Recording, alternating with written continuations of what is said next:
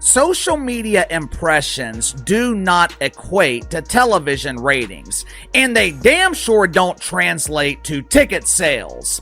The media can continue framing this narrative that Angel Reese is driving the WNBA's growth, but once again, we have data that proves Angel Reese is not a Angel Reese was billed as the WNBA's savior, but ticket sales just dropped faster than her lashes in the fourth quarter. The league hyped her like she was Beyoncé in a headband, but the crowds? Nowhere to be found. So why is the W still treating her like the golden goose? Did nobody bother to check the numbers? Stick around. What's happening behind the scenes is funnier than a blown layup in an empty gym. A shooting efficiency list. Unfortunately for Angel Reese, she's dead ass last, and I'm not kidding you, in this list of players. Angel Reese, the self-proclaimed ITG girl of the WNBA, has somehow managed to stack more merch drops than wins and more TikTok dances than ticket sales. If delusion were a stat, she'd be leading the league and hoisting an MVP trophy. Every game feels less like a showdown and more like a casting call for her next sponsorship. Honestly, her PR team deserves a ring for keeping the illusion alive. Meanwhile, Reese keeps pitching herself as the future of women's basketball, though her most loyal fan might just be the one staring back at her in the mirror. Certain women around the league that have a problem with this girl performing at the level that she does. Instead of being on social media and be like, look at me, Barbie, and not putting no work in, missing 455 layups and receiving 500 and some fucking rebounds, doesn't make you good. Sitting on a fucking TV and being like, I understand you guys watch basketball. It's not just for her. It's also me. Me, you know, you watch me miss my layups. I got packed state. Let's address the ego in the room. Angel Reese was supposed to be the draw, the WNBA's box office queen, the headline act, a walking highlight reel. The media hyped her like the second coming of LeBron in lashes, with a rollout so dramatic you'd think the Chicago Sky signed Beyoncé and Oprah's love child. But reality hit harder than a double team. Ticket sales are flatter than her post-game sound bites. The hype fizzled quicker than a warm soda, and she's been dodging more questions than defenders. For someone billed as the league's savior, she's barely making a dent. On the flip side, Chicago Sky's Angel Reese found herself at the very bottom of the list, sitting at 30th, with a true shooting percentage of just 46.4%. The contrast between the two rookies, both with massive college followings and major fan bases, ignited strong reactions online. Clark's game has translated well to the pros.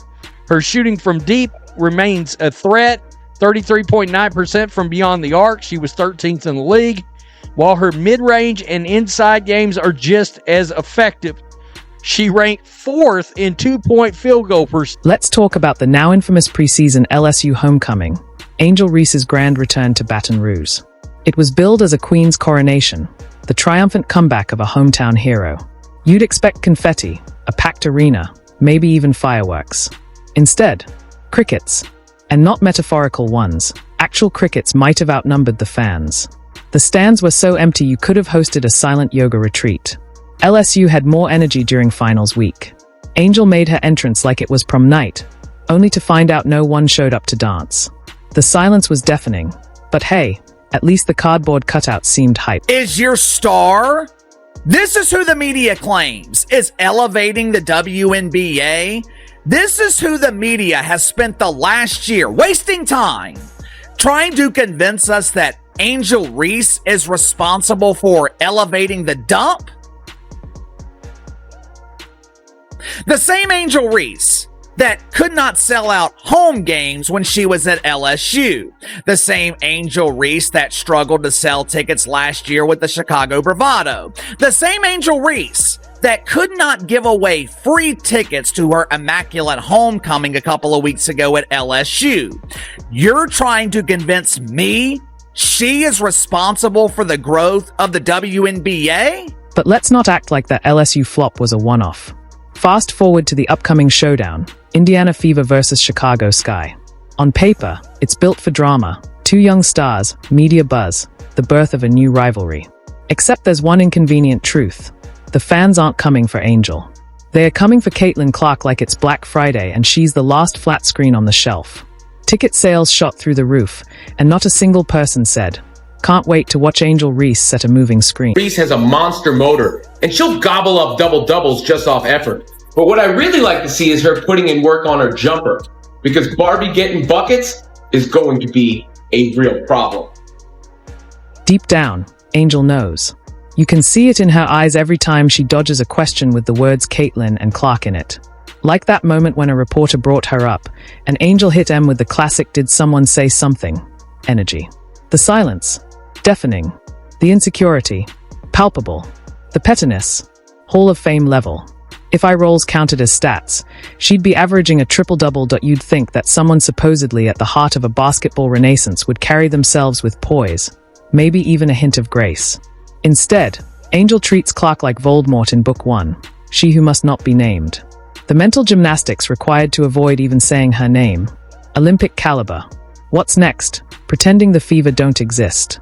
Scheduling a root canal every time Indiana's in town. Goes the first 2 preseason games, and then this most recent preseason game.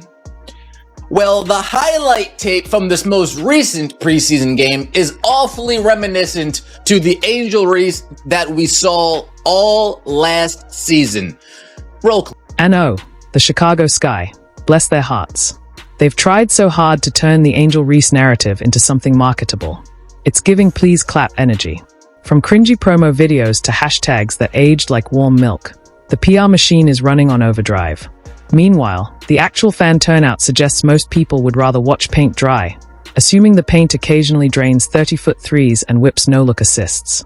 Spoiler, that's not Angel Reese's game. She talks about being a role model, and maybe she is, for how not to handle rising stardom. When Caitlin Clark took an elbow in a preseason game, fans rallied, headlines exploded, and the WNBA hit a new mainstream high. Meanwhile, Angel's highlight reel looks more like a blooper reel, missed layups, side eyes, and sass. If clapping back on Twitter were a professional sport, she'd be a first-ballot Hall of Famer. Which brings us back to that Fever versus Sky game. The hype is real, but let's not pretend who's driving it. Clark is the engine. She's moving merch, selling out arenas, and sending ticket resale prices into orbit. Angel, she's the warm-up act who still thinks she's the headliner. That attention, right? And another thing is, it's obvious she's jealous of Caitlin. Every interview, every tweet, everything is about Caitlin. I haven't yet to see Caitlin even respond to her yet. Have y'all? No. So when you asking me like, yo, I get it, everybody's watching women's basketball now, who's the real reason? Well, yes, you are right. Reese has a small amount of that, right? But the other real credit goes to Caitlin. Not just because what she's doing outside the court and she's waving her hand and all that. It's because she's giving buckets in basketball, right? And she looks like Steph Curry. And that's simple. And let's be honest, the scoreboard might say Chicago, but this is Caitlin Clark's court. That arena's going to be flooded with Clark jerseys, Clark signs, and Clark super fans who treat her like a full-blown religion. Angel Reese's mom might be the only one cheering for the Sky, and even she might feel a little outnumbered. This isn't shade. It's math. Clark's fans don't just show up, they show out. They travel like Swifties on tour and scream like the Beatles just touched down at JFK. And then there's Angel Reese, treating this matchup like a televised therapy session for a rivalry that only exists in her head. Let's be real. This was never about her. It's Clark's world. And Reese, she could have been a co-star. She had the chance to lean into the moment, smile for the cameras, sell the rivalry, and become part of something bigger. But instead, she went full petty, ducking questions, dodging eye contact, and acting like she's somehow above it all. That's not a power move. That's a fumbled PR bag in full glam. While Clark's out here smashing records, Angel's playing emotional dodgeball. And being confident, and just being efficient, and just being able to be myself. And like I was saying, like, not worrying about anything else but me and just trusting the process. It's not going to happen overnight. Like, don't be expecting me to come down and shoot 6-7 threes a night. Like, obviously that's what I'm working on, but like... Last year you made a powerful statement saying the reason people are watching women's basketball is not just because of one player, but because of you too. A year later, do you feel like you're Next question. Yeah, we'll move on. Thank you. Yes, the preseason circus. That magical time when the WNBA tried to rebrand Angel Reese as the second coming of sliced bread, only with more glitter and #heavy empowerment slogans. They rolled out the red carpet like it was awards season. Slick promos, glowing interviews, dramatic slow-mo reels. Angel was everywhere, from billboards to ESPN puff pieces, all while barely logging minutes on the court. They pushed her like a must-have product no one actually asked for, banking on buzz to somehow translate into box office gold. Spoiler alert, it didn't. The only time ticket sales spiked. When Caitlin Clark showed up on the schedule. Without her, trying to sell Angel is like marketing diet water.